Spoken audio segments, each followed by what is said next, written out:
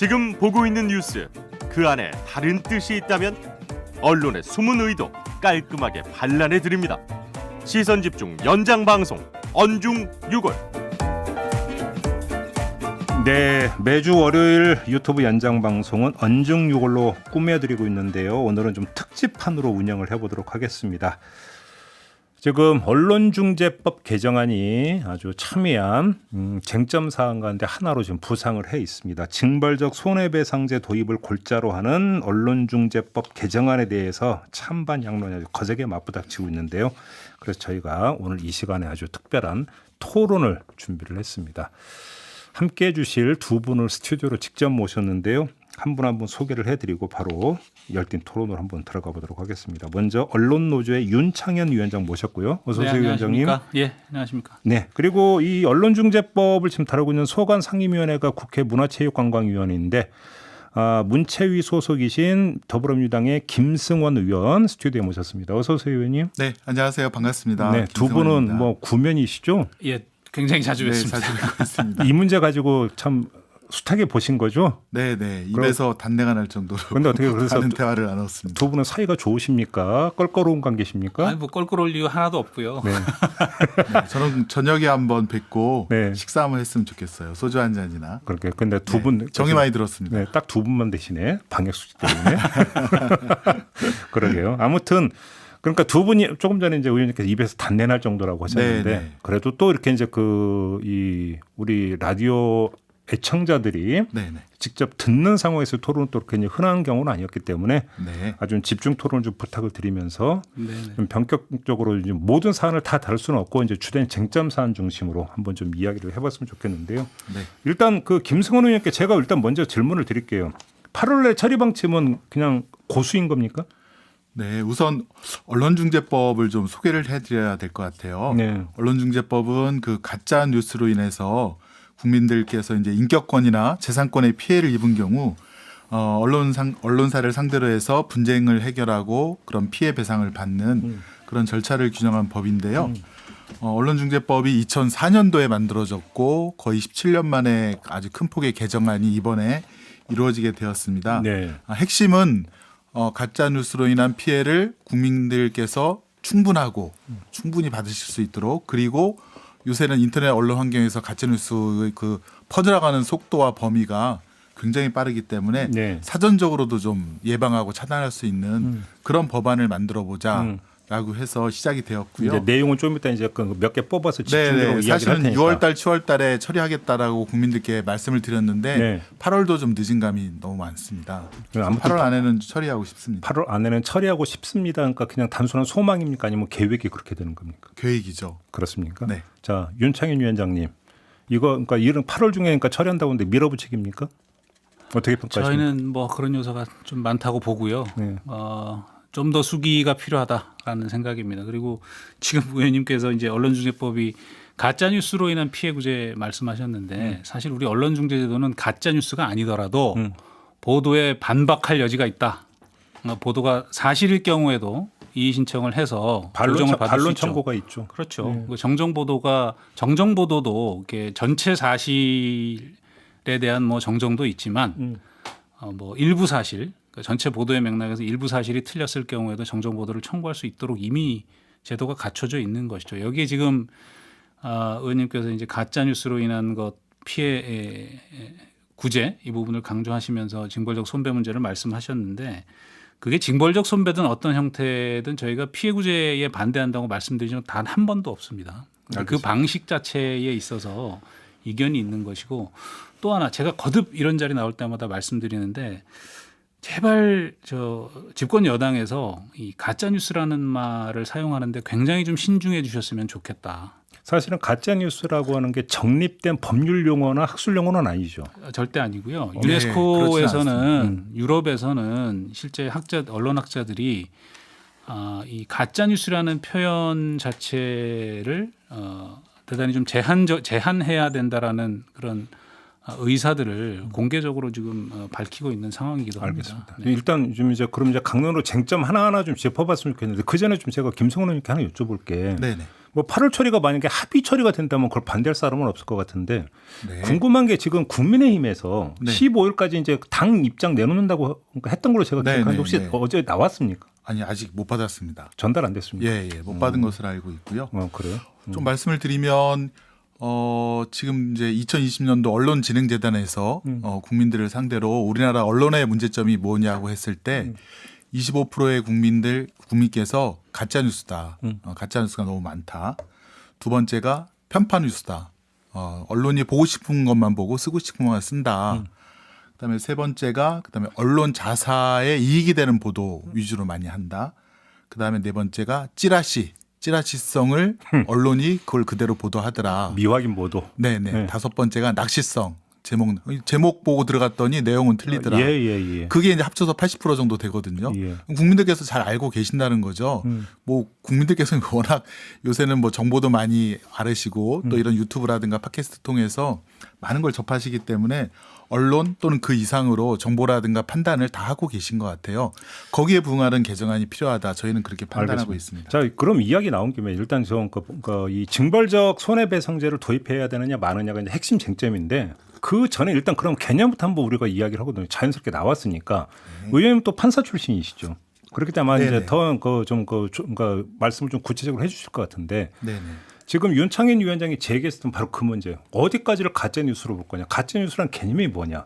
네. 예를 들어서 제가 알고 있는 상식으로는 정치적 경제적 이유를 가지고 일부러 정보를 조작하는 경우가 가짜 뉴스. 딱 이런 식으로 정리가 될 수 있는데 네. 일단 만약에 이런 개념 정의에 동의를 한다면 그러면 정치적이나 경제적인 그러니까 이익을 위해서 일부러 조작했다는 걸 어떻게 입증할 수 있느냐. 이게 지금 핵심 문제가 되는 거 아니겠습니까? 이게 그냥 법률적으로 판단이 가능한 영역입니까? 어떻게 봐야 되는 겁니까?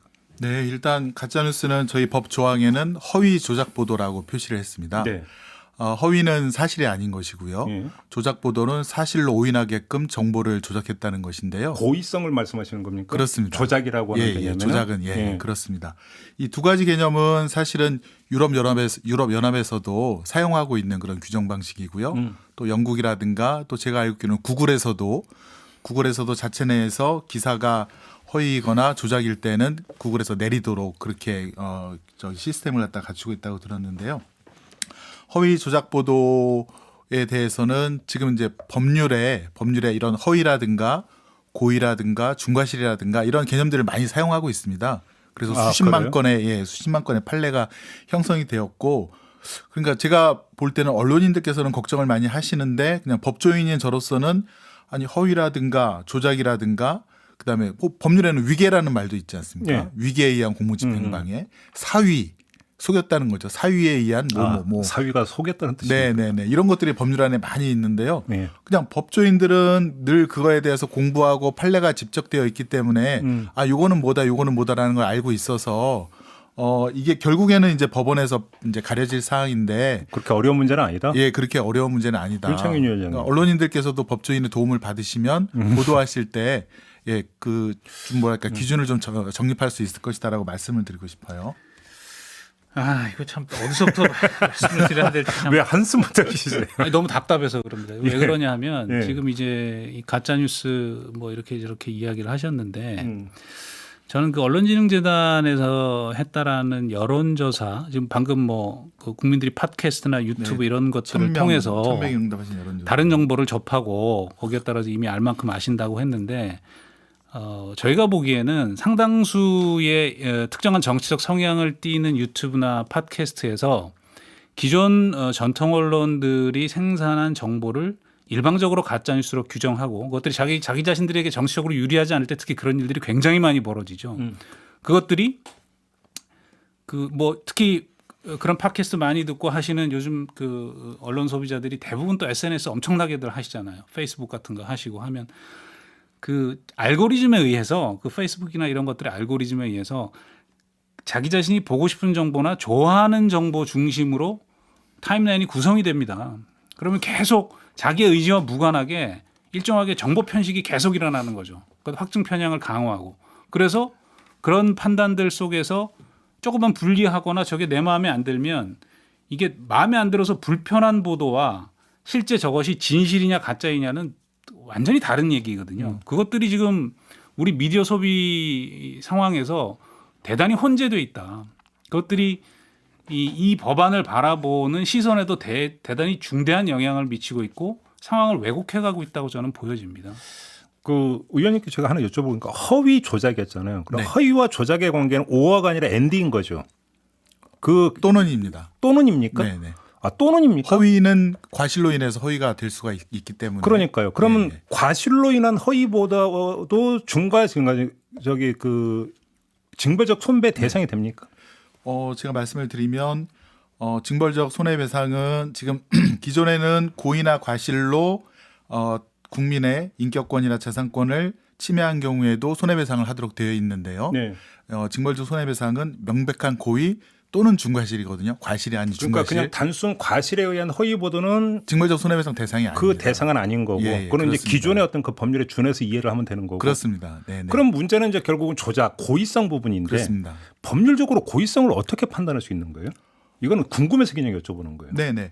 명백한 고의 또는 현저한 과실, 즉 중과실인데요. 중과실로 어떤 그 가짜 뉴스를 했을 때 징벌적 손해배상의 대상이 되고요. 그다음에 고의라는 것은 본인이 자백하지 않는 한 사실은 타인이 판단하기가 쉽지 않습니다. 그 사람의 생각을 볼 수는 없으니까. 그래서 여쭤보는 거거든요. 그러니까 여러 가지 종합적인 고려를 갖다가 봐야 되는데 저희가 국민들께서 그걸 입증하기가 어려우시니까 여러 가지 지표를 뒀습니다. 첫 번째가 계속적 반복적인 가짜 뉴스를 했을 때, 계속적 반복성이 있을 때, 두 번째는 제목과 기사 내용이 틀릴 때, 이거는 조작이 들어갔다고 저희가 일단은 추정을 하는 거죠. 아, 거기에 의도성이 있다고 이제 본다 이런 얘기죠. 네네네. 그리고요. 네네. 세 번째는 예컨대 인격권 침해에 있어서 이번에 뭐 조국 전 장관 보도가 가장 대표적인 사례인데요. 물론 그 전에도 있었지만 기사와는 내용에 관계없는 그런 사파를 사용해서 어느 누구의 인격권을 심각하게 침해했을 때 이런 거라든가 그런 지표를 둬갖고 국민들께서 본인이 피해를 입은 것들을 좀 쉽게 입증하실 수 있도록 그렇게 법안을 좀 설계를 했습니다. 그 말씀하신 이제 고의 중과실 추정의 6가지 기준을 이제 법률안에 집어넣어 놓으셨는데 저는 이 조항 전체가 삭제돼야 된다고 보고요. 어떤 점에서요? 아니 일단 너무 자의적입니다. 음. 그러니까 우선적으로 그 뭐 조국 전 장관 사례 말씀하셨지만 그 사파 문제는 조선일보 내부에 대해서 그런 그 생산 과정에 대해서 저희가 언론에서도 굉장히 강한 비판 성명을 낸 바가 있습니다. 그런데 이게 당초에 법안 논의할 때 이 부분이 없었어요. 그 사파 이런 거 뭐 고의 중과실 추정한다라는 고의 내용이 중과실 기준 중에 전혀 존재하지 않다가 조국 장관 사파 문제가 터지고 나서 갑자기 삽입이 됩니다. 그리고 김성원 의원님께서도 그 부분을 말씀하세요. 그 조국 장관 문제 심각하지 않느냐. 심각한 사례가 될 수 있고 다툼이 있을 수 있는데 법률로 이것을 일반화해서 규정할 때 특정한 사례가 있다고 해서 충분한 그 검토나 연구 없이 이런 식으로 법조문을 만들 수 있는 것인가에 대한 저는 의구심을 하나 제기할 수밖에 없고 네. 또 하나는 고의중과실 추정 과정에 법률을 위반해서 취재한 경우가 들어가 있습니다. 저도 지금까지 취재하면서 숱하게 법률을 위반했을 겁니다 아마. 예를 들어서 먼저 경찰 사칭이나 뭐 이런 것들을 이제 뭐 그런 차원의 문제가 아니라 누구를 사칭하고 이거 당연히 법률 위반에 네. 해당할 수 있는데 예. 어떤 거대 권력을 상대하기 위해서 삼성그룹이나 뭐 다른 어떤 거대 정치인들의 뭐 비리 행위나 이런 것들을 캐기 위해서 불가피하게 저희가 확인되지 않은 경로로 문서를 얻어야 될 경우도 있고 몰래 카메라를 써야 될 경우도 있고 예. 초상권이나 음성권을 불가피하게 침해해서 보도를 해야 될 경우도 있습니다. 그럼 이런 보도들을 할 때 이런 조항이 들어오게 되면 일단 고민에 휩싸이는 거예요. 저희가 야 이거 했다가 걸리면 어떡하지? 데스크는 야 그거 나중에 몇 억씩 소송 들어와 시끄러워 하지 마 이렇게 되면 네. 법원에 가서 다투는 건 나중 문제예요. 이미 생산 과정에서 다 이제 견제 기능을 행사하는 그 생산 과정에서 언론 현장에서는 엄청난 위축 효과가 벌어지는 겁니다. 그러니까 이런 부분들에 대한 고려가 좀 취약하고 그 부분 좀 반론을 할까요? 네. 다른 혹시 넘어가시기 전에 아니 혹시 좀 다 듣고 이제 종합적으로 반론해 주시죠. 네. 계속적이고 반복적인 경우 이제 말씀하셨는데 그게 이제 저희가 어떤 그 특정 사안에 있어서 그 집중적인 탐사 보도를 하거나 할 때 대부분 일회성 보도로 그치는 게 아니지 않습니까? 여러 차례 반복적으로 그렇죠. 파고 네. 또 파고 또 파고 그 뭐 이런 식으로 해서 점점 더 깊이를 더해가고 실체적 진실에 접근해가는 형태의 그 네. 작업을 취하는데 예. 상대가 전략적 봉쇄를 하겠다고 마음 먹으면 계속 거는 겁니다. 이런 식으로 하면 연속 보도가 어려워진다. 그러니까 이런 여러 가지 문제점 그 이외에도 뭐 수 없는 사례를 말씀드릴 수 있지만 다른 규정조차도 이게 보는 각도에 따라서 네. 얼마든지 자의적 규정으로 소송을 제기할 수 있다라는 것이 예전에는 그러니까 언론 중재라는 제도를 통해서 반론 보도를 청구하거나 정정 보도를 청구하거나 해서 언론 중재를 통해서 문제를 해결하던 것들이 대거 소송으로 넘어올 거라는 겁니다. 알겠습니다. 자 이제 반론 김승훈 의원님 반론 펴주시죠. 네네. 우선 취재 과정에서 법률을 위반하여 보도한 경우 그 경우에는 그런 말씀하시더라고요. 취재 과정에서 주차 잘못했다가 딱지 띈 경우에도 그러면 여기에 해당하느냐? 에이, 그런 건 아니겠죠. 그건 아니죠, 당연히. 그런 뭐예요? 예, 취재 과정에서 법률을 위반한 내용이 그 보도에 들어갔을 경우 그렇죠. 예, 그렇다는 걸 갖다가 먼저 말씀을 드리고요. 그다음에 두 번째는 이 고의중과실 추정 규정은 다 가짜 뉴스일 경우에만 해당이 됩니다. 네. 예, 그래서 취재 과정에서 혹시 법률을 위반했다 하더라도 그 내용이 진실한 거면 이 규정이 해당이 되지 않습니다. 예, 사실 보도에 대해서는 이 규정이 해당이 되지 않고요. 네. 그다음에 그럼 혹시 오보인 경우에는 어떻게 하느냐? 취재를 했는데 오보인 경우에는 어떻게 하느냐? 거기에 보면은 이제 언론중재법 그 5조 2항 그 얘기는 많이 안 하시는데 오보인 경우에는 뭐 우리 대법원판에도 인정했듯이 진실이라고 믿을 만한 상당한 이유가 있으면 위법성 조각 사유가 되는 예, 거죠. 다 면책이 되거든요. 예. 예, 그러니까 취재 과정에 취재는 사실에 관한 그러니까 보도는 사실에 관한 내용이어야 되고 그 사실은 증거로 인정돼야 된다고 언론중재법이 다 그 내용이 규정되어 있는데요. 예. 그 증거는 이제 그 녹취, 그러니까 인터뷰 자료, 그다음에 물증, 어떤 서면 같은 거 그런 거겠죠. 그런 것들이 있고 믿을 만한 상당한 이유가 있으면 혹시라도 오보를 했더라도 다 면책이 되는 그런 규정들이 있기 때문에 성실하게 취재하면 된다라고 말씀을 드리고 싶고요. 지금 국민들이 원하는 거는 그렇습니다. 보도 대상자에게 한번 크로스 체크를 해달라. 이러이러한 제보가 와서 이렇게 취재를 했는데 이거에 대해서 당신의 의견은 어떠냐, 당신의 입장은 뭐냐라고 확인을 하고 그 보도 내용 중에 그 사람 말을 몇 줄이라도 써주면 그거에 대해서 판사가 이거 고의적이고 악의적인 또 중과실이 있는 가짜 뉴스야라고 하면서 징벌적 배상을 안 때린다 이거죠. 알겠습니다. 예, 그거는 판례에서 분명합니다. 그게 이제 말씀하신 부분은 이제 반론을 담아내느냐의 문제인 것 같은데 예. 저희가 반론을 담아냈다고 소송을 안 당하는 게 아닙니다. 지금도 당하고 있고요. 그리고 그 가짜 뉴스일 경우에 그 고의중과실의 추정 규정을 적용한다 이 말씀을 하셨는데 계속 얘기가 계속 같은 쳇바퀴를 돌고 있는 겁니다. 그러면 가짜 뉴스를 누가 규정하느냐는 거예요. 보기에 따라 내가 보기에 가짜 뉴스면 그냥 거는 겁니다. 일단 그렇죠. 그 과정을 통해서 위축 효과가 벌어지는 거죠. 소송의 자유는 인지 때문에 있으면 다 누구나 행사할 수 그리고 있으니까. 예. 5조 2항 자꾸 말씀하시는데 위법성 조각 사유. 위법성 조각 사유에 의해서 조각될 규정을 그러면 뭐하러 법률에 지금 굳이 집어넣습니까? 아예 판사한테 맡겨서 다 하게 해버리지. 그럼 김승훈 의원님 제가 하나 질문 드려볼게요. 저도 네네. 이제 기자 생활할 때 명예훼손 소송을 몇 번 당해본 경험이 있어서 질문을 드려보는 건데 네네. 위법성 조각 사유라고 하는 게 이제 설령 그것이 오보라 하더라도 면책되는 경우가 공익에 부합하고 진실이라고 믿을 만한 상당한 사유가 있으면이잖아요. 그렇습니다. 근데 이제 그 제가 알고 있는 바로는 법원에서 이 기자가 진실이라고 믿을 만한 상당한 사유를 가지고 이 기사를 썼는가 아닌가를 판단하는 기본 잣대가 네네. 크로스 체크가 됐는가 안 됐는가 네네. 그잖아요. 그러니까 교차 취재가 됐는가 안 됐는가 가장 기본적인 어떤 그 평가 잣대인 걸로 알고 있는데 그렇습니다. 만약에 크로스 체크가 됐음에도 불구하고 만약에 그 오버라고 한다면 그거는 지금 여기서 이야기하는 허위 조작 정보에 안 들어가는 겁니까? 100% 안 들어가는 겁니까? 허위 조작 정보? 네. 일단 허위 조작 정보는 기본인데요. 네. 그러니까 이제 과실에 의해서 허위 보도를 할 수가 있죠. 그런 경우는 일단 허위 조작 정보에 아니 해당이 그러니까 되고. 아까 말씀하시면서 크로스 네네. 체크가 된다면이라는 말씀하셔서 네네네. 크로스 체크라고 하는 것은 중과실 범죄에 당연히 안 들어가고 오히려 노력한 거니까. 네네. 그렇습니다. 그럼에도 불구하고 오보가 나올 수 있잖아요. 네네. 이런 경우는 그럼 허위 조작 정보에는 안 들어가는 거겠네요. 그러니까 그러면 구성 요건에는 해당이 되고요. 그러니까 허위 보도에는 해당이 되고 면책 사유가 된다는 거죠. 비록 오보이지만 아무튼 그러니까 성실하게 징벌적 했기 때문에. 손해배상 안 해도 된다 이 그럼요. 얘기죠. 책임이 어렵게 없다는 얘기 겁니다. 좀. 예, 그렇습니다. 근데 그게 이제 법률을 설계하는 분들은 이렇게 말씀하실 수 있는데 네. 이 법률이 만들어져서 실제로 그렇게 운용될 것인가는 전 전혀 별개의 문제라고 생각을 하고요. 지금까지 다른 입법에서도 그런 사례가 너무 많습니다. 예를 하나 들어볼까요? 네. 저희 한국에서 비정규직 문제 해결하고 보호하기 위해서 그 2년 지나면 정규직으로 전환시키도록 법률을 만들었죠. 사실은 이게 비정규직 보호하겠다고 만든 법인데 2년 지나면 다 자르는 해고법 돼 버렸습니다. 하루 전에 자르고 이랬죠. 예. 그러니까 그런 사례들이 너무 많아요. 그러니까 입법의 의도와 다르게 이 악용의 여지나 해석의 여지를 남겨두면 그런 식으로 오남용되는 경우가 너무 많고 지금 민주당에서 추진하고 계신 이 언론중재법 개정안의 요소에도 그런 부분들이 상당히 많기 때문에 저희가 우려를 제기하는 겁니다. 예. 이제 서서히 열이 좀 받기 시작하네요.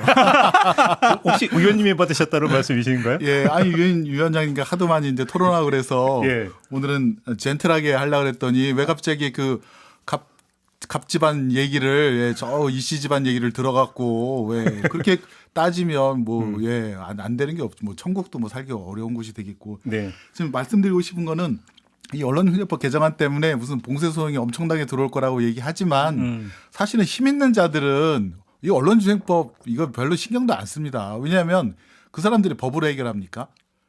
자기가 할 수 있는 모든 걸 동원해서 이제 언론을 탄압할 텐데 일단 물론 보도를 막으려고 하겠죠. 예전에 이제 그렇죠. 정윤회 문건, 그 십상시 문건에 대해서 그때 힘 있는 정치 권력은 바로 뭐 대표이사라든가 편집국장 기자들 형사 고소시켜서 기소해 버리지 않습니까? 그다음에 경제 권력이 있는 예컨대 그 쿠팡이랄까요? 쿠팡에서 그 노동자분들이 한 몇 분이 돌아가셨는데 그런 노동 환경의 실태를 고발한 언론사에 대해서 각각 3번인가 1억 원씩 이렇게 과중한 배상 책임을 갖다가 그 소송을 제기한다든가.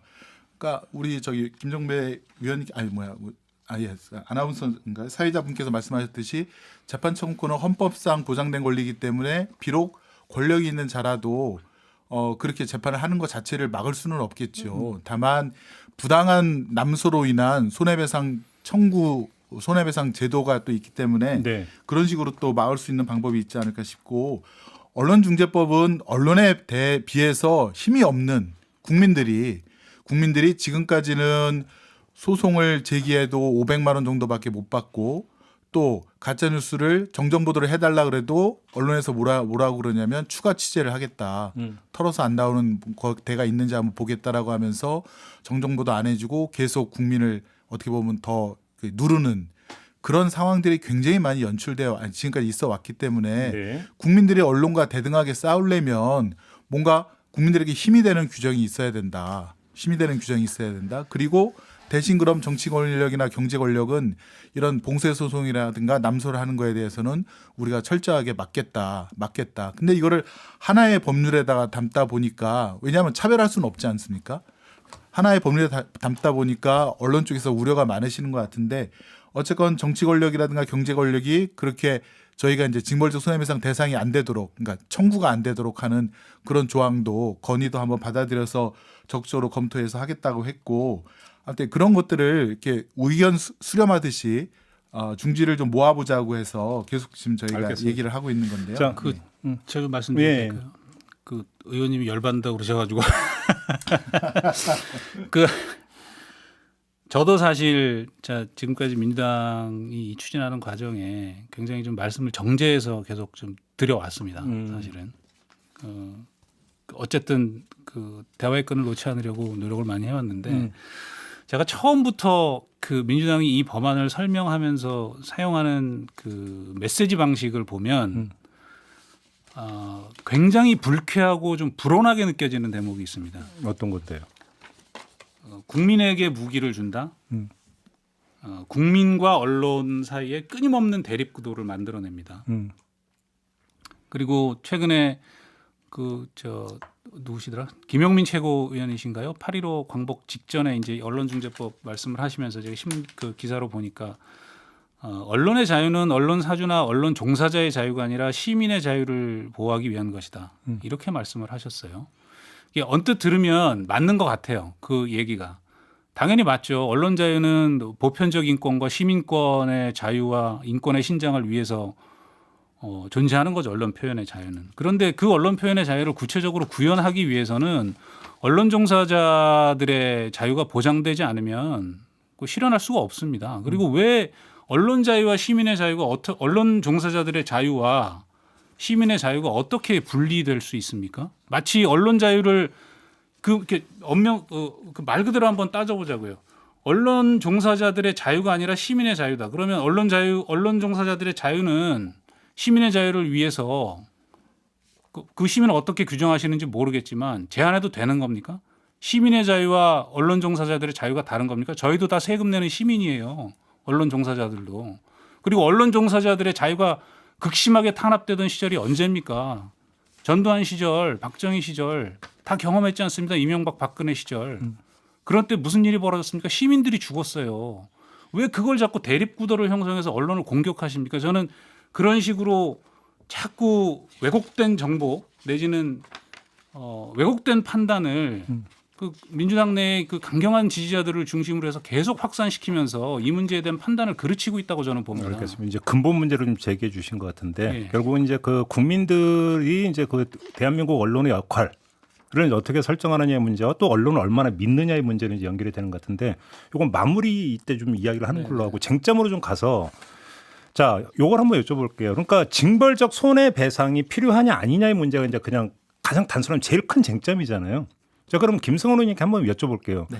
징벌적 손해배상 규정이 만약에 그 요번에 통과가 된다면 네. 어떤 효과가 나올 거라고 기대하시는 겁니까? 일단은 언론이 보도를 함에 있어서 그 징벌적 손해배상이 되지 않도록 예를 들어서 굉장히 체크를 많이 하실 것 같습니다. 손해배상의 규모가 늘어나기 때문에 그걸 피하기 위해서 좀 더 내부 게이트키핑이라 이런 데 더 이제 노력을 할 거고 네, 그럼 네. 보도가 개선되지 않겠느냐? 네, 이걸 네. 기대 효과가 이런 건가요? 그렇습니다. 네. 그 어떻게 일반 예방 효과라고 하는데요. 네네. 좀 더 조심하고 주의를 더 기울이고 하겠죠. 윤창현 의원님 이런 어떤 네. 시각은 어떻게 평가를 하세요? 저는 일반 예방 효과보다 그 위축 효과와 언론이 이렇게 스스로 이제 예방 효과가 아니라 자기 검열이 강화되겠죠 스스로. 오히려 이제 예, 그게 예. 이거 하면 이건 소송 위험이 있으니까 하지 마라는 내부의 그 이제 좋게 말하면 게이트키핑이고 자기 검열을 통해서 적극적으로 이 감시 대상에 대한 비판 활동들을 하지 못하게 되는 상황이 벌어질 것이고 이 어떤 형태든 간에 그 징벌적 손배가 도입이 되면 상당 부분 그 소송이 늘어나는 건 저는 불가피하다고 봅니다. 그 왜 그러냐면 실제로 그 언론에 대해서 불만을 갖고 피해를 입은 분들이 이기는 격과는 저는 별개의 문제라고 생각이 들어요. 그러니까 어떤 분이 우스갯소리로 이런 말을 했는데 저는 그 우스갯소리가 아니라고 보는데 언론중재법 개정돼서 징벌적 손배제 들어오면 가장 유리한 사람이 누굴 것 같으세요? 변호사들일 겁니다. 예.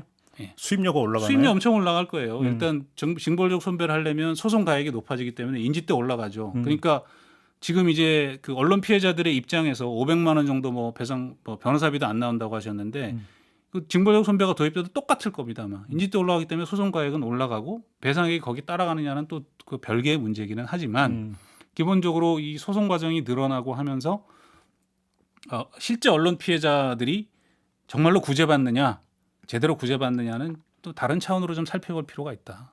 근데 지금 두 분의 말씀에 공통점이 있어요. 뭐냐면 내부 게이트키핑이 강화된 거다라는 일단 가치 중립적인 판단은 두 분이 똑같습니다. 다만 게이트키핑이 강화된 결과가 지금 윤창현 위원께서는 오히려 눈치 보기 검열로 귀결될 가능성이 높다고 보시는 거고 반면에 김성원 의원께서는 그것이 허위 조작 정보를 걸러내는 순기능이 더 강화될 거라고 지금 보는 거고 그러니까 이 그 징벌적 손배제가 도입되면 당장 일단 내부 게이트키핑은 강화된다는 두 분이 공이 똑같은데 그 최종 결과는 양극으로 지금 갈리는 거거든요.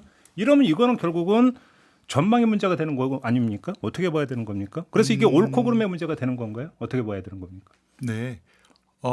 사실은 저희가 이 징벌적 손해배상제를 도입한 그 근거는 언론중재법 자체 내에 있는데요. 그 4조에 관한 언론의 사회적 책무 거기에 보면 언론 보도는 공정하고 객관적이어야 되고 국민의 알 권리를 이제 충족해야 된다라는 정말 아주 기본적인 그 아주 그 이념이죠, 정신이죠.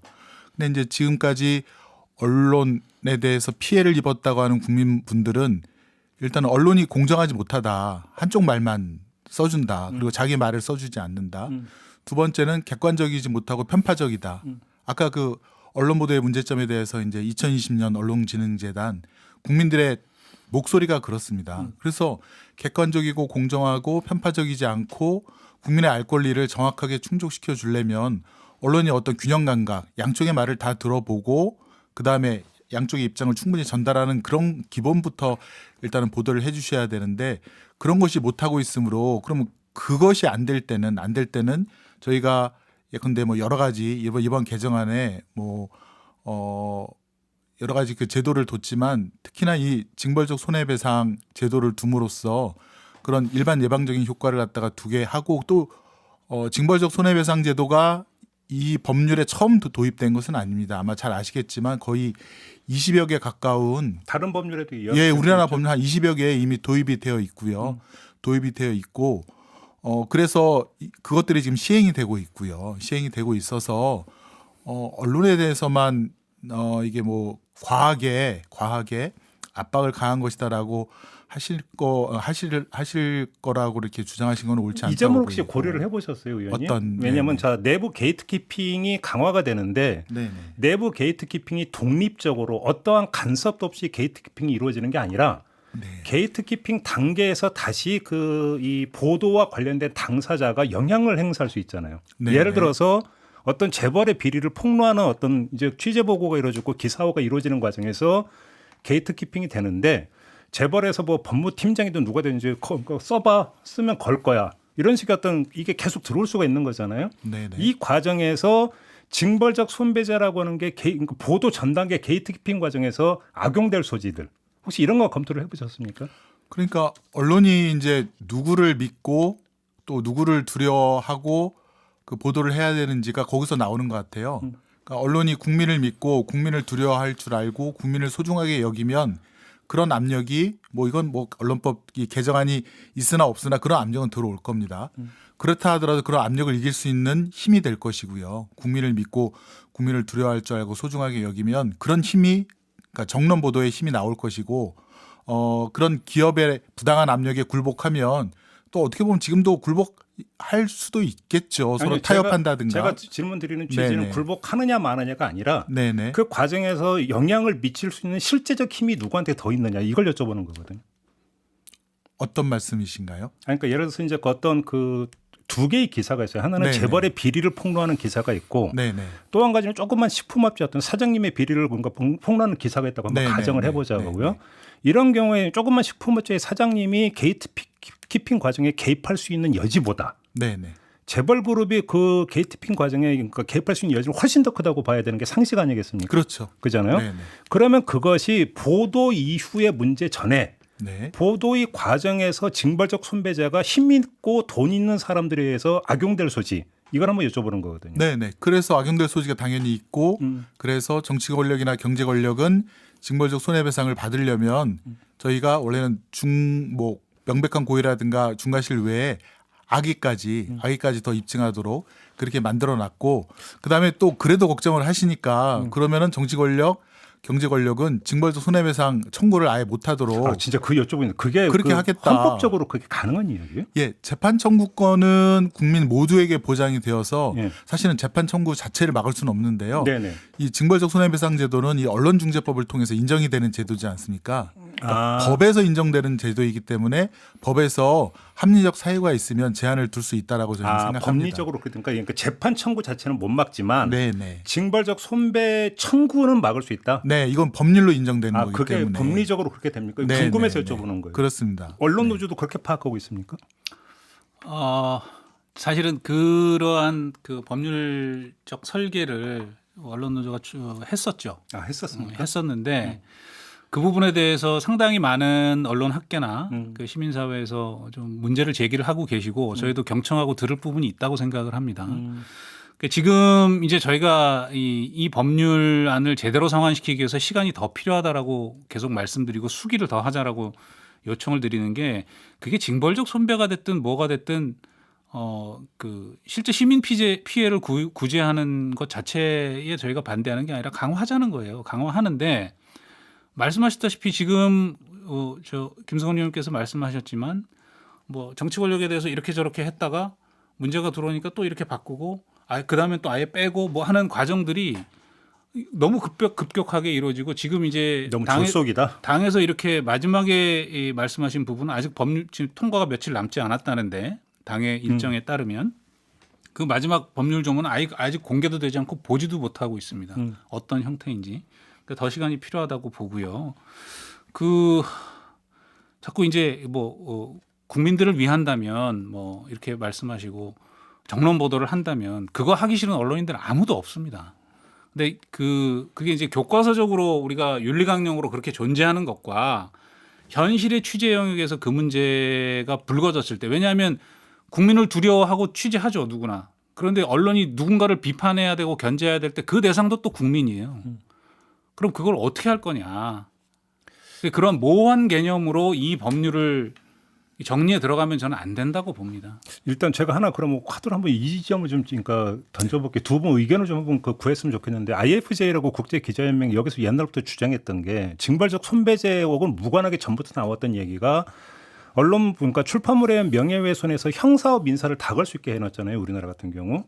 근데 차라리 민사를 활성화하고 그러니까 형사는 없애야 되는 거 아니냐라는 주장이 사실은 옛날부터 있었어요. 근데 만약에 징벌적 손배제는 민사잖아요, 형사가 아니라. 그러면 징벌적 손배제를 그러면 도입을 할 거라면 형사를 없애야 되는 거 아니냐는 주장도 일각에서 있는 것 같은데 그 점은 어떻게 보십니까? 저는 100% 동의하고요. 네. 오히려 민주당에서 이 언론중재법과 징벌적 손배 도입이 언론의 위축이나 비판 기능의 위축 이런 우려를 좀 당에서 덜고 싶다고 하면 오히려 그러한 언론에 대한 표현 규제나 사후 검열 내지는 일종의 사후 책임을 물을 수 있는 법률적 제도의 총량을 관리해야 된다고 생각해야 돼요. 그래서 지금 사실적시 명예훼손 폐지하겠다라고 당에서 법안 추진하겠다라고 말씀하셨지만 네. 형법상의 명예훼손제도 전반 그리고 망법을 포함해서 또 여러 가지 규제가 중첩적으로 지금 언론에 대한 규제가 대한민국만큼 많은 나라가 없습니다. 그런 총량을 어떻게 규제할지에 대해서 먼저 계획을 내놓고 오히려 그런 법률들을 먼저 정리해 들어가야 이 법안들이 탄력을 받을 수 있지 않겠느냐, 거꾸로. 어떻게 그렇게 생각하세요? 네. 지금 국민들도 예컨대 자기가 앙심 있는 사람에 대해서 아니면 뭐 잘못된 정보를 인터넷이라든가 모든 것에 이렇게 이렇게 호소하거나 그러면 국민들도 형사적으로도 처벌받고 민사적으로도 손해배상을 받거든요. 예, 국민들 다 그렇게 지금 적용을 받습니다. 예. 근데 지금 언론은 자기들은 빼달라는 거잖아요. 징벌적 손해배상이 들어오면 형사적인 건 좀 면하게 해달라. 예, 그래서 그래도 우리 언론이 사회적 공기이고 어떻게 보면 사회의 올바른 여론을 형성해 주신다면 그런 것도 이제 한번 저희가 적극적으로 검토를 해보겠다라고 해서 이제 법안도 발의를 일단 했는데 일단 국민들과의 형평성을 갖다가 한번 생각해 봐달라는 얘기죠. 국민들은 형사적으로도 문제가 되고 민사적으로도 다 이렇게 하는데 언론만 그럼 빠져나가겠다? 그건 아닌 것 같아요. 그 점을 좀 생각해 주셨으면 좋겠고 잠시만요. 두 번째는 중간에 말씀하시죠. 언론만 빼달라는 게 아니라 사실적시 명예훼손이나 형법상 명예훼손 제도, 명예훼손 처벌 자체를 저는 저걸 해야 된다라는 거죠. 없애든지 뭐든지 해서 그런 표현의 자유를 규제할 수 있는 법률의 총량 자체를 좀 낮춰야 된다라는 겁니다. 지금 징벌적 손배까지 들어오는 이 상황에서 언론만 빼달라는 얘기가 아니에요. 그러니까 법 자체를 없애자는 거 아닙니까? 저희 얘기는. 그리고 국민들 모두 다 당연히요. 적용되는. 예.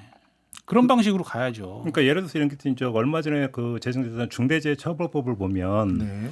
어떤 중대재해가 발생했을 경우에 당연히 거기도 아마 징벌적 손배제가 도입이 됐죠. 중대재해처벌법에도. 네, 그렇습니다. 그러면서 동시에 어떤 경영 책임자도 처벌할 수 있게 이렇게 네. 되어 있는데 지금 김승원 의원님의 주장은 그런 법률에서 형사 민사의 책임을 다 묻게 돼 있는데 유독 언론 문제에 대해서만 이걸 그러니까 면책을 주는 것은 형평성이 문제가 있다, 이런 지금 문제 제기신 것 같아요. 네, 맞습니까? 그런 것도 있고 이제 또 그렇게 되면 그러니까 저희도 고민이 깊은 것이 예컨대 이제 재산이 없는 그런 일반 국민인 경우에는 형사적으로 처벌 안 받으니까 민사적으로 뭐 재판을 패소 판결을 받더라도 마음껏 떠들 수 있는 거 아니냐라는 또 비판이 또 올 수가 있고요. 만약에 명예훼손죄를 삭제했을 때 네. 다양한 또 고민들이 있습니다. 그러면 과거에 예컨대 과거에 그런 명예훼손적인 사실에 대해서 계속 민간인이 떠들고 다니는 거를 그럼 형사적으로 완전히 빼버리면 또 그 피해자는 계속 피해를 또 입게 되는 거 아니겠습니까? 그러니까 그런 좀 고민이 있다는 거는 좀 말씀을 그렇기 드리고요. 때문에 저는 이 법률을 포함해서 그 표현의 자유를 포함한 언론 자유와 관련된 법령 전체를 테이블에 놓고 재조정하는 그런 수기가 필요하다고 제가 계속 말씀드리는 겁니다. 지금 그 이 법률을 이 시기에 통과시키며 꼭 통과시켜야 하는 그 시급성을 잘 모르겠어요. 저는. 한 말씀드릴게요. 어떤 사례가 있었냐 그러니까 당에서 무슨 만두 사건 그거 하고 또 뭐였죠? 그 김영애 선생님 사건 그 얘기를 하셨더라고요. 근데 시간이 꽤 지났죠. 그리고 그 사건이 있을 때 민주당 그 사건이 벌어졌을 때 민주당이 이 징벌적 손배 도입 논의가 그 이전부터 있었습니다만 그 사건이 벌어졌을 당시에 민주당이 그럼 당론으로 그 부분을 찬성했었나요? 아니란 말이에요. 그러니까 왜 입장이 바뀌었는지죠. 이 문제가 사실은 저는 핵심이라고 생각하는데 문재인 정부 출범할 때 그 미디어 분야 관련 공약들을 보면 대부분 표현의 자유를 확대하고 자유심의 자율규제로 전환하겠다는 내용입니다. 인터넷상의 그 익명성 보장과 관련해서도 똑같은 얘기고 이게 왜 그런 공약이 나왔냐면 이명박 정권 때 미네르바 함부로 잡아다 가두고 하는 방식으로 극심한 표현의 자유에 대한 탄압들이 있었습니다. 거기에 대한 반성으로 문재인 정부는 그렇게 하지 않겠다라고 했었어요. 근데 지금 설계되고 있는 언론중재법의 골간 그리고 그 법률안의 구체적 내용들은 사실은 그런 문재인 정부가 초기에 공약했던 방향과 정반대의 역행입니다. 반론 좀 말씀드릴까요? 뭐 아무튼 핵심은 징벌적 손해배상제인데 이게 뭐냐 하면요. 지금 언론중재법에도 고의 과실이 있는 경우에는 손해배상을 하도록 되어 있지 않습니까? 네. 근데 징벌적 손해배상제도는 명백한 고의나 중대한 과실, 그러니까 불법이 더 센 거죠. 아주 악의적이거나 언론사의 영리한 목적으로 한 경우에는 그런 경우에는 배상액을 좀 세게 하겠다는 거 아닙니까? 쉽게 말해서. 네. 불법이 크니까 그에 대한 책임도 크게 하겠다. 당연한 논리 기결 아닌가요? 아니 그런데 그래서 국민들께 심각한 피해를 입은 국민들께는 이 조항을 갖고 한번 소송까지 해서 할 수 있다는 그런 그 시그널을 줘야 언론사에서도 뜨끔해서 그럼 정정보도 청구를 하겠다. 중간에 합의를 봅시다. 라고 해야 그 중간에서 뭐 정정보도가 나오든 그렇게 해서 할 거 아니에요. 이거 소송까지 해서 끝까지 나갈 국민들도 얼마나 힘들겠습니까? 그럼 국민들께 부여잡을 수 있는 그런 힘을 드리자는 거죠. 예. 네. 지금 또 국민들과 뭐 저희도 아니 국민이고요. 제 논리는 틀린가요?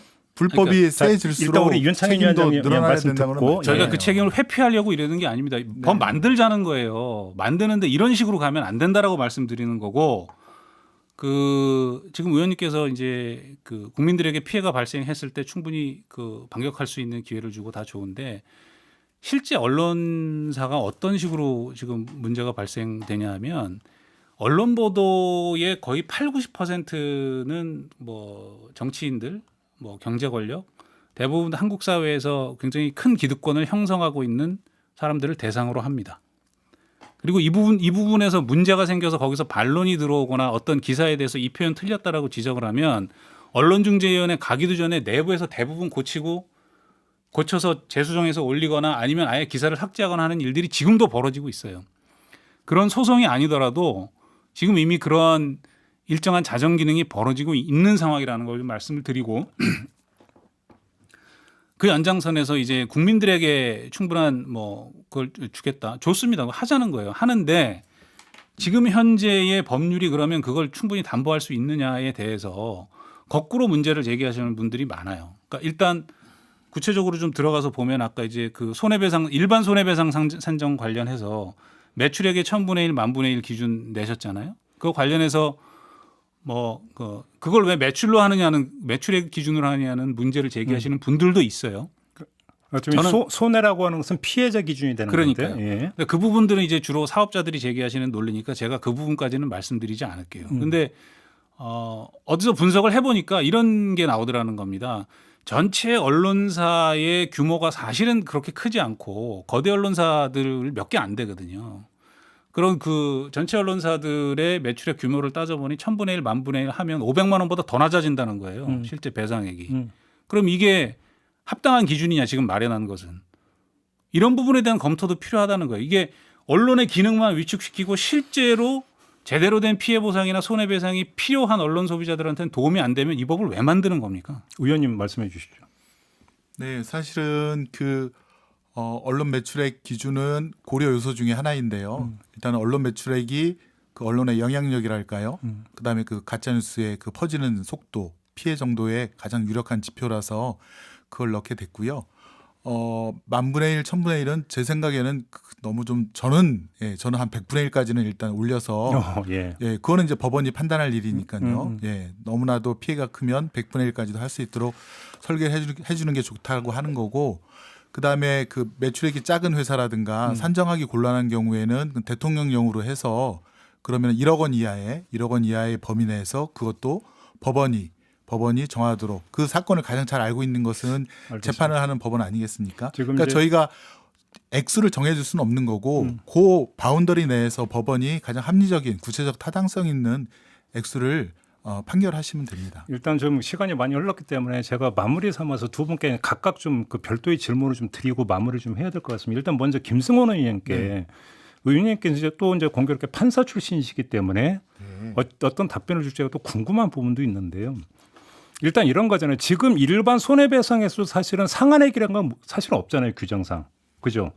그러니까 판사님이 잘못된 보도로 인해 손해가 발생했을 경우 손해 준해서 뭐 1억을 때릴 수도 있고 2억을 때릴 수도 있게 돼 있잖아요. 현행 법률로. 네. 그렇게 놓고 본다면 이 그 보도의 어떤 파장의 심각성을 어느 정도로 보느냐라는 판사의 재량에 따라서 네. 손해배상의 규모는 얼마든지 달라질 수 있는데 굳이 징벌적 손해배상제가까지 도입이 돼야 되냐라는 근본적인 질문이 제기가 되는데 네. 여기에는 더 근본 문제가 있어요. 뭐냐면 판사가 정말로 공정하게 그렇게 판단을 내려줄 수 있느냐. 네. 법률을 그러니까 적용하는 주체는 판사인데, 예를 들어서 재벌에 대해서 사모법칙이라는 게 있지 않습니까? 재벌을 봐주게 해왔다는 이야기는 국민 상식이에요. 이런 상태에서 징벌적 손배제 도입해봤자, 네. 그래서 거대 권력에 대해서 눈치 보는 판사라면 이거 다 사문화돼 버리는 거 아닙니까? 어떤 말씀 주시겠습니까? 그거에 대해서. 그래서 사법부의 역할이 중요한데요. 네.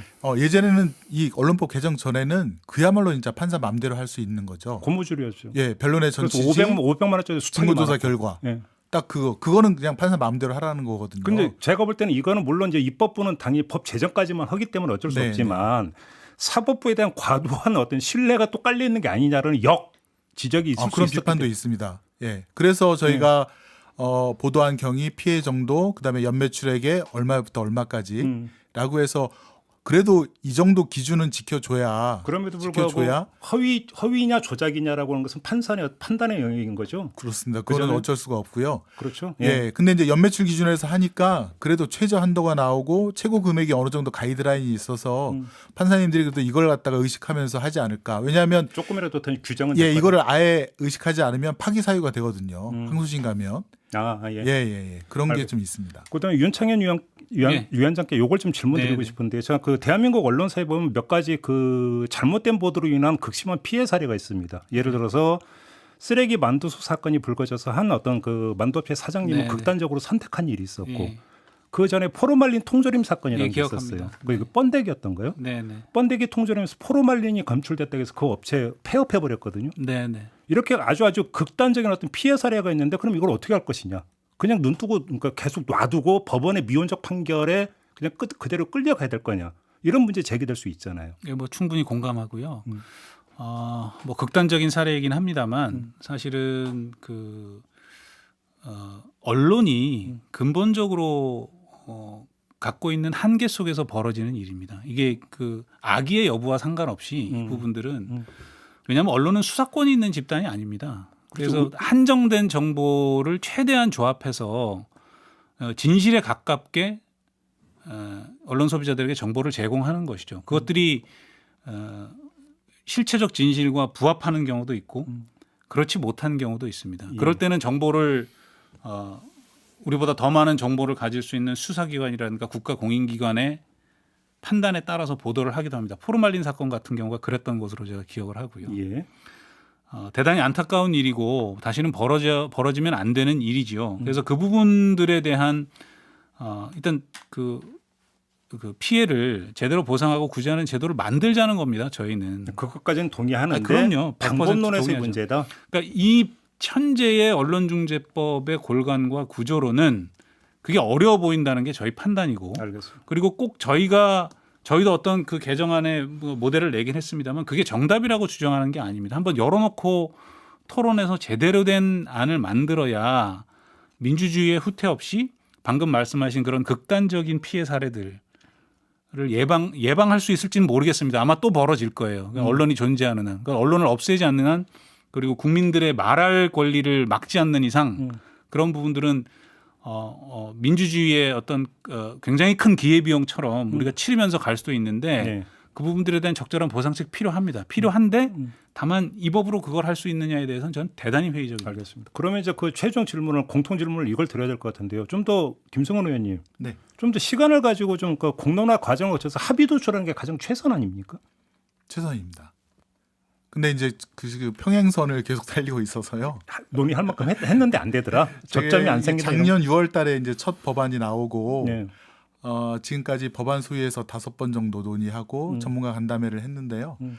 그 외에도 저희 이제 문체위 위원들이 포함된 혁신위원회에서 10여 차례 간담회도 다 해서 여러 가지 의견을 들어서 이제 만들어낸 법안인데 네. 그럼에도 불구하고 또 이제 우리 위원장님도 계신 언론 단체들과 또 얘기를 해서 거기에서 또 이제 수정안도 일부 또 받아들였고요. 네. 제가 본 서류 자료만 해도 거의 제 키만큼 되더라고요. 네. 어마어마하게 봤는데 이제는 좀 이제 결단의 시기가 되지 않았는가 그렇게 생각이 되고요. 이게 지금 마지막 멘트는 아니죠? 네, 혹시 못다한 말씀 마지막으로 한번 받는 네네. 그럼 알겠습니다. 여기까지 끊고 네네. 할 만큼 했다는데요, 윤창현 위원장님 논의를. 근데 어찌됐건 이 문제 이게 뭐 법률안으로 저는 민주당이 뭐 하겠다면 하겠죠. 네. 180석 갖고 계신데 못 하겠습니까? 그 이후에 벌어지는 상황에 대한 책임은 그럼 누가 질 거냐는 겁니다. 그냥 거기에 대해서 무겁게 생각해 주셨으면 좋겠고 지금 이제 민주당이 어쨌든 현업 단체들의 의견을 들어서 이거 뭐 다시 고치고 저거 다시 고치고 하는 것에 대해서까지 제가 부정적으로 비판하고 싶지는 않습니다. 좋은데 그것조차에 대해서도 지금 이 언론에 대해서 여러 가지 진단을 해오신 시민사회나 또 정의당만 해도 이거는 벽돌 몇 장 뭐 빼고 어쩌고 할 게 아니라 설계도 자체를 지금 다시 그려야 된다라고 말을 하고 있는 상황이니 저는 그런 차원의 문제들은 충분히 수렴해서 수기해서 가야 된다. 알겠습니다. 이게 지금 6개월 먼저 시행되나 6개월 뒤늦게 시행되나 이게 뭐가 그렇게 이 결정적인 차이를 빚는지 알겠습니다. 모르겠습니다. 이 법안이. 자, 이번에는 마지막으로 두 분께 정말 이 얘기 해야 되는데 못한 게 있다면 마지막으로 발언 기회 드리겠습니다. 어느 분이 먼저 해주시겠습니까? 네네. 감사합니다. 참 그 언론이 그래도 저희 뭐 고 박정철 군 사건이라든가 또 뭐 최순실 씨 태블릿 PC라든가 우리나라의 민주화를 위해서 굉장히 좋은 큰 역할을 해주신 거 감사하고 언론이 뭐 권력의 부정부패라든가 비리 그리고 사회적 모순 비판하는 그 감시하는 그 본연의 기능을 갖다가 하시면 국민의 신뢰를 정말 얻을 텐데 안타깝게도 언론 국민 신뢰가 거의 주요 40개국 중에서 꼴찌 아닙니까? 5년 연속. 그럼 이거를 좀 바꿔야 되는데 언론도 변화를 해야 되는데 제가 작년 11월 달에 그 ABC 협회랑 이제 신문 부수 조작 사건 근데 그 현장에까지 가서 다 촬영해 갖고 따끈따끈한 신문들이 바로바로 그냥 동남아로 팔려 나가고 계란판 만드는 거 그거 다 취재하고 터뜨렸는데도 언론사에서 보도를 안 합니다. 특히 신문사는. 저희는 했어요. 감사합니다. KBS랑 MBC는 해주셨습니다. 맞습니다. 그래서 지금 그래서 그나마 ABC 협회 그게 이제 철폐가 됐죠. 이렇게 언론사가 그런 것 같아요. 그 본인들이 누리는 그러니까 뭐 저는 뭐 족벌 언론, 수고 언론이라고 저는 생각이 되는데 그런 특권에 대해서 이걸 내려놓을 생각을 안 하고 계속 그 기득권을 지키려는 그런 모습이 국민에게 신뢰 저하로 이어지는 거 아니냐. 그래서 국민의 신뢰를 얻으려면 조금 불편하겠지만 좀 더 국민 그 취재 대상에게 확인하고 그다음에 좀 성실하게 더 그러니까 크로스 체크하면서 그러면서 이제 보도를 내시면 훨씬 국민들께서 신뢰가 더 높아지지 않을까 그렇게 생각이 되고 언론중재법뿐만 아니라 저희가 이제 신문법도 바꿔야 되지 않습니까? 네. 지금 포털에 의한 일방적인 기사 배열, 정보통신망법도 바꾸는 정보통신망법도 바꿔야 알겠습니다. 되고 또 공영방송이 또 굉장히 이제 순서대로 계속 해나가야 되고 또 국민들이 언론을 평가할 수 있는 그런 미디어 바우처법 또 좀 빨리 제정해야 되고 지금 국민들은 언론 기사에 대해서 댓글 쓰는 게 그냥 댓글 쓰는 정도거든요. 근데 이제 국민들이 언론에 대해서 평가하고 이렇게 할 수 있는 그런 제도가 마련이 되어서 언론도 국민을 믿고 가면 굳이 광고주인 대기업이라든가 그런 데 의존하지 않고 언론이 자유롭게 취재하고 경영하실 수 있는 그런 기반을 좀 만들어 드리고 알겠습니다. 싶습니다. 이제 신뢰의 문제라는 어떤 그 지적이고 자율의 어떤 그 단계는 넘어섰다. 이제 일단 타율이 일정하게 필요하다 이런 말씀이신 것 같고요. 윤창현 위원장님 마지막으로. 어디서부터 말씀을 드려야 될지. 저는 개인적으로 김성훈 의원님 여러 번 뵙고 그 갖고 계신 그 마음의 진정성이나 그 순수한 마음이나 의지를 잘 알고 있습니다. 알고 있는데 문제는 현실에서 그게 그렇게 구현될 것이냐는 전혀 별개의 문제다라는 말씀을 좀 다시 드리고 싶고 제가 여러 번 민주당 의원님들한테 질문을 드렸는데 답을 안 하시더라고요. 그러니까 만약에 국민의힘이나 한나라당, 뭐 새누리당 이런 데서 이 법을 추진했으면 민주당 어떻게 했을 거냐에 대해서 답을 아직 안 하시고 계시다.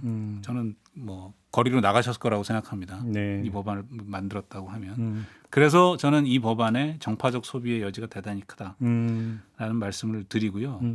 그리고 언론을 비판할 때 뭉뚱그려서 하지 마십시오, 제발. 지금 그 의원님께서 그 ABC 협회 문제 얘기하셨을 때 언론이 보도를 안 하더라. 그래도 바로 반론이 탁 나오지 않습니까? KBS하고 MBC는 했다고. 그러니까 언론의 문제가 고유하게 있지만 그것이 어떤 현상으로 비화될 때는 전체 언론의 문제가 아니라 어떤 특정 언론에서 돌출돼서 나오는 것이죠. 그럼 특정 언론에 대해서 문제를 제기하고 뭐가 잘못됐는지 구체적으로 토론해야 하는데 그것들을 언론 전체의 문제로 확대해서 재생산하고 정보를 유포하면 국민들의 언론 신뢰는 떨어질 수밖에 없습니다. 언론 자체의 문제도 있지만 언론을 대상화해서 언론이 문제라고 지목하고 그런 정보를 집중적으로 유포하는 책임들이 어디 있는가. 저는 정치와 언론 소비자들이 같이 고민해야 될 지점이 거기 굉장히 크게 있다고 생각을 합니다. 알겠습니다. 한 30초만. 네. 그 위원장님 말씀에 전적으로 저도 그 동감을 하고요. 사실은 이제 제가 보니까 언론이 문제가 뭐 족벌 수고 언론이라고 표현하는 큰 황소개구리 같은 그런 데가 다 잡아먹고 있더라고요. 뭐 광고 시장이라든가 사실은 지방 언론이라든가 중소 언론은 경영하기 힘들 정도로 허덕이고 있죠. 그러니까 그 다양한 여론이 조성이 안 되고 그래서 공정한 생태계가 만들어지지 않으니까 이게 왜곡되는 그런 경우가 있어서 우리 위원장님 말씀대로 언론이 그 다양하게 생태계를 구성해서 이렇게 여론이 다양하게 조성될 수 있는 그런 쪽으로도 저희가 만들려고도 같이 노력을 하겠습니다. 네. 저도 좀 더 좋은 말씀해 주셨습니다. 뭐 이렇게 계속 마지막에요? 정말 마지막. 네, 원래 40분 하려고 했는데 이게 뭐 다른 거 아니고 예. 다시 한번 부탁드립니다. 그러니까 언론은이라고 해서 언론이 국민들 사이에 무슨 이렇게 대단한 거리를 두고 별개로 존재하는 대상이고 이런 식으로 이 문제를 몰고 가지 않으셨으면 좋겠다라는 말씀 다시 드리고요. 그렇게 갈라치기 해서 나온 결과들이 사실은 끔찍한 경우가 되게 많아요. 우리 역사적으로 보면. 언론 종사자들의 자유와 시민의 자유가 분리되고 보편적 가치들이 우리 사회에서 부정될 때 무슨 일이 벌어지겠습니까? 그것도 역사적으로 다 증명되지 않았습니까? 그러니까 그런 부분들에 대해서는 좀 민주당에서 좀 주의를 해주셔야 된다고 보고요. 그리고 그 제발 부탁인데 가짜 뉴스라는 표현 좀 제발 좀 사용하지 않아 주셨으면 알겠습니다. 좋겠습니다. 이제 마무리를 해야 될 것 같은데 저도 한 말씀만 걸치면 가장 좋은 것은 시민사회 영역에서 언론 문제가 정립이 되는 게 가장 바람직한 일이라고 저는 생각을 해요. 그러니까 대한민국 언론사를 보면 예를 들어서 이제 그 유신 정권에서의 자유언론 실천 투쟁일 때 이제 광고 개제 운동으로 국민이 어떤 저항하는 언론에 힘을 실어주는 경우도 있고 전두환 정권 하에서 KBS 수신료 납부 거부 운동이라고 해서 어용 방송을 규탄하는 움직임도 있었죠. 어찌 본다면 본류는 저는 이거여야 된다고 생각하거든요. 네, 언론 문제에 동의합니다. 대해서는. 예. 자 그런데 지금 그러면 민주당이 그 추진하고자 하는 이 그 법률 개정이 그런 국민적 흐름을 반영한 것이냐 아니면 거기서 일탈한 것이냐 이 부분들에 대한 판단은 결국은 국민적 반응 속에서 이제 검증될 수밖에 없을 것이다. 그러니까 저는 이 문제인 것 같고요. 과연 이런 과정들을 어떻게 거쳐가면서 확인할 것인가가 제가 볼 때는 과제인 것 같아요. 네. 이것만 좀 던지면서 오늘 토론은 좀 마무리를 하도록 하겠습니다. 두 분 1시간이면 그래도 어느 정도 토론할 줄 알았더니 거의 많이 또 건드리지도 못한 것 같은데. 징벌적 손해배상. 아니 그러니까 저는 수기가 계속 필요하다고 말씀드리는 겁니다. 이렇게 가면 안 된다고. 저희가 언론 상대로 정치인이 참 이렇게 말하는 것도 쉽지 않은데 국민들 70% 이상이 징벌적 손해배상이라든가 이런 거에 찬성을 하시는 그런 걸 알고 있기 때문에 네. 그래서 이제 힘을 얻고 하는 거죠. 내가 말을 또 잘못 꺼냈고 마무리하겠습니다. 그 저 여론조사 그 질문을 그렇게 던지면 어떤 조사라도 그렇게 결과가 나올 수밖에 없고요. 알겠습니다. 네. 이렇게 차이만 확인하고 오늘 토론을 좀 마무리하도록 하겠습니다. 윤창현 언론노조 위원장, 김승원 민주당 의원과 함께했습니다. 두 분 고생하셨고요. 저도 함께 물러가고 저는 내일 아침에 다시 인사드리겠습니다. 고맙습니다. 감사합니다. 네, 고맙습니다.